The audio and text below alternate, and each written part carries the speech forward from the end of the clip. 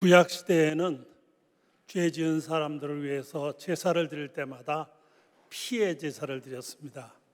이 피의 제사를 드리기 위해서는 짐승들을 잡아야 합니다.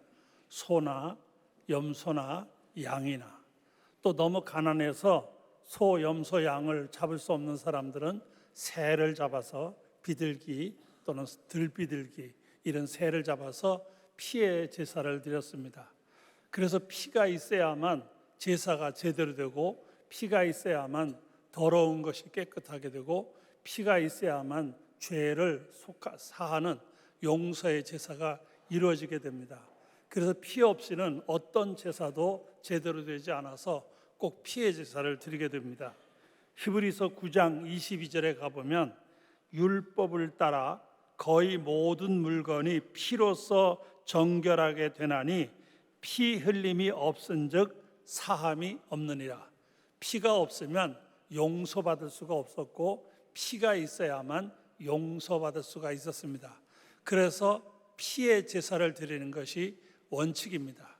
이렇게 피를 통한 제사의 역사를 보면서 구약 성경에서는 피를 어떻게 보는가 하면 크게 두 가지로 생각할 수 있습니다. 첫째는 피는 생명이라고 말합니다. 피가 바로 생명이다. 피가 생명이다, 이렇게 인정하죠. 왜 피가 생명이라고 했을까? 연구하면서 사람들이 짐승에게 칼을 대가지고 피를 다 흘리게 하면 짐승이 죽습니다.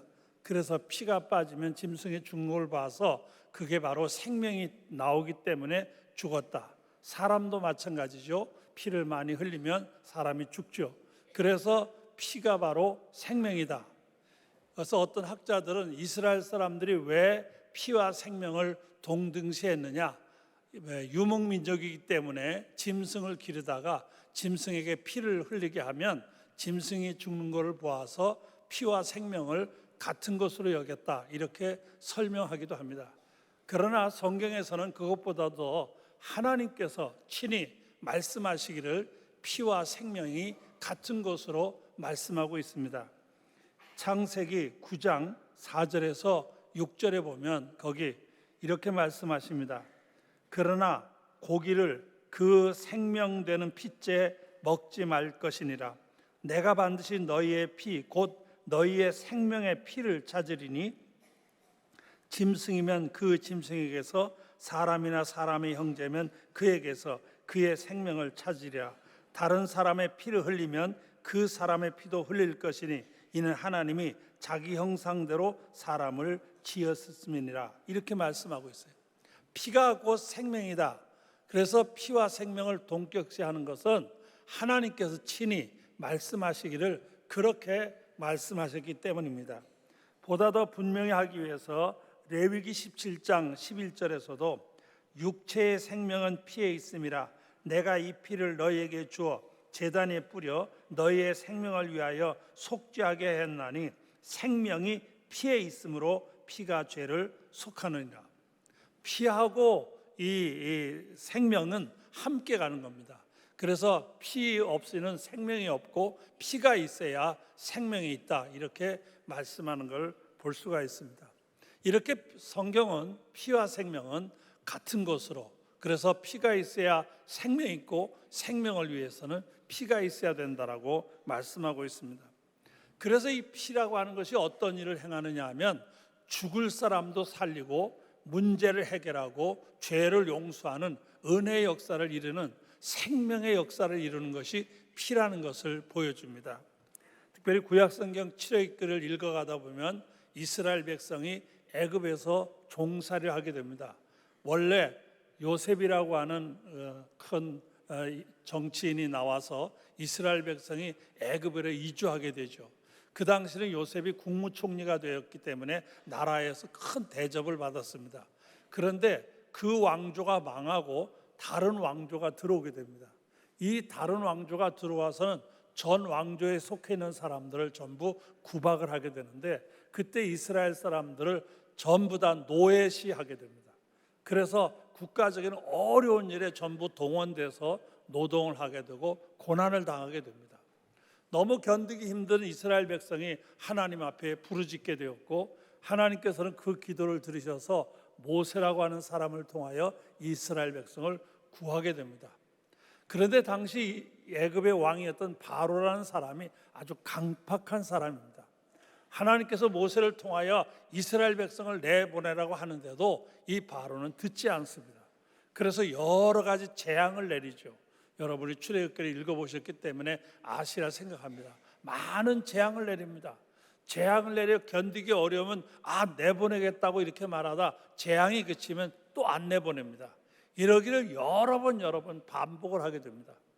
그러다 마지막에는 하나님께서 어떤 재앙을 내리냐면 그 나라 안에 사람이건 짐승이건 첫 새끼, 장자에 해당되는 첫 새끼를 전부 죽이는 벌을 내리게 됩니다. 그래서 애굽 땅에 살고 있는 모든 사람의 첫 새끼 또는 그 집안의 짐승의 첫 새끼를 죽이는 벌이 임하게 됩니다. 그때 하나님께서는 이스라엘 백성에게 너희가 이 재앙을 면하기 위해서는 어떻게 해야 되느냐? 흠없고 점없는 어린 양을 하나 잡아가지고 그 양의 피를 문의 임방과 문 설주에다 발라라. 그러면 그 재앙이 그 집에는 임하지 않을 것이다. 이렇게 말씀하십니다. 그래서 이스라엘 백성들은 양을 잡아가지고 그 피를 문의 설주와 임방에다 바르게 됩니다. 온 애굽 땅에 있는 모든 장자가 다 죽었습니다. 짐승의 모든 첫 새끼가 다 죽었습니다. 그런데 이스라엘 사람들 양을 잡아 그 피가 묻어 있는 집에는 단 한 사람도 죽음을 당하지 않았습니다. 다시 말하면 이 피가 생명을 살리는 능력의 역사였다는 것을 알 수가 있습니다. 출애굽기 12장 13절에 보면 내가 애굽 땅을 칠 때에 그 피가 너희가 사는 집에 있어서 너희를 위하여 표적이 될지라 내가 피를 볼 때에 너희를 넘어가리니 재앙이 너희에게 내려 멸하지 아니하리라. 피가 있는 걸 보고 이 진노가 그 집에 임하지 아니하고 피가 있으면 건너뛰게 되었어요. 바로 피가 죽을 사람까지 살리는 구원의 능력이 됐다는 것을 발견할 수 있습니다. 이렇게 구약 성경을 통해서 발견할 수 있는 것은 더러운 것을 깨끗하게 하고 또 죽어야 마땅한 사람을 죽지 않게 생명이 되게 하는데 피가 얼마나 큰 역할을 했느냐를 우리에게 보여줍니다. 그런데 신약시대에 와서 예수 그리스도께서 십자가에서 피 흘려주심으로 말미암아 그 피가 영원히 죽어야 하고 영원히 멸망받아야 하고 영원히 저 지옥의 자식이 되어야 할 인간들을 구원하여 참 생명을 얻게 하고 하나님의 자녀가 되게 하는 은혜를 받게 했다 그 말입니다. 바로 예수의 피가 이렇게 귀한 역사를 이루게 되었다는 것을 오늘 본문이 말씀하고 있습니다. 오늘 본문에 보면 너희가 알거니와 너희 조상이 물려준 헛된 행실에서 대속함을 받은 것은 은이나 금같이 없어질 것으로 된 것이 아니요 오직 흠없고 점없는 어린 양 같은 그리스도의 보배로운 피로 된 것입니다. 금으로 되는 것이 아니고 은으로 되는 것이 아니고 인간의 어떤 수단과 방법 무엇으로 되는 게 아니에요. 어떤 다른 종교의 힘으로 되는 게 아니에요. 오직 보배로운 예수 그리스도의 피만이 우리를 사해주고 우리를 구원하여 우리로 하나님의 자녀되게 하는 길을 열어주신다 그 말이에요. 여러분, 이 예수 그리스도의 보배로운 피의 역사가 여러분과 여러분의 가정과 여러분의 자손들에게 함께 하시기를 주의 이름으로 축원합니다. 예수 그리스도의 보배로운 피, 이 피가 있어서 우리의 모든 죄가 용서함을 받고 이 피가 있어서 우리에게 영원한 참 생명의 길이 열리게 되었다는 사실이에요. 그렇기 때문에 이 예수의 피야말로 얼마나 귀한 것이고 우리 인류에게 참 소망을 주는 보배로운 피가 되는 것입니다. 요한일서 1장 7절에서도 그 아들 예수의 피가 우리를 모든 죄에서 깨끗하게 하실 것이요. 한번 따라서 하십시오. 예수의 피가 우리를 모든 죄에서 깨끗하게 하실 것이요 다시 한번, 예수의 피가 우리를 모든 죄에서 깨끗하게 하실 것이요, 예수 그리스도의 보배로운 피가 우리를 모든 죄에서, 아무리 용서받을 수 없고 아무리 세상에 용납할 수 없는 그런 죄라 하더라도 이 보배로운 피가 우리를 모든 죄에서 깨끗하게 하는 은혜가 있음을 말씀하는 거예요. 예수의 피로 말미암아 여러분이 깨끗하게 됨을 믿으시기 바랍니다. 예수의 피가 바로 이렇게 우리를 살려주는 피가 되는 겁니다. 그래서 요한복음 6장 54절에서 예수님께서 말씀하시기를, 내 살을 먹고 내 피를 마시는 자는 영생을 가졌고 마지막 날에 내가 그를 다시 살리리니. 예수의 살과 피를 먹고 마시는 자에게는 영원한 생명이 있고 영원한 마지막 날에 참 생명의 자리, 저 구원받은 백성의 자리에 있게 하시겠다고 말씀하신 거예요. 예수의 피야말로 보배로운 피요, 은혜의 피요, 생명의 피요, 구원의 피라는 사실입니다.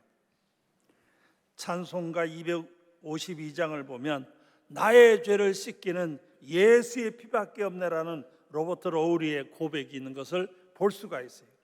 그리스도의 피, 그 보배로운 피만이 우리를 살게 할 수 있습니다. 이제 우리는 그리스도의 피와 살을 기념하는 성찬에 참여하려고 합니다. 예수의 피만이 우리를 살리고 예수의 피만이 우리를 구원한다고 하는 고백을 하려고 합니다. 나를 정케 하기는 예수의 피밖에 없네. 사죄하는 증거도 예수의 피밖에 없네. 예수의 흘린 피 날 희게 하오니 귀하고 귀하다 예수의 피밖에 없네. 여러분, 우리를 살게 하는 피는 예수의 피밖에 없습니다. 우리를 구원하는 피는 예수의 피밖에 없습니다. 우리에게 영원한 생명을 주는 건 예수의 피밖에 없습니다. 우리가 하나님의 자녀가 되고 구원의 은총을 누리는 것은 예수의 피밖에 없습니다. 이 예수의 보배로운 피를 여러분의 마음에 기억하면서 오늘 성찬에 참여함으로 여러분, 예수의 피밖에 없습니다. 나를 구원하리는 오직 예수, 그 보배로운 피가 나를 구원하십니다. 고백하는 시간이 되시기를 바랍니다.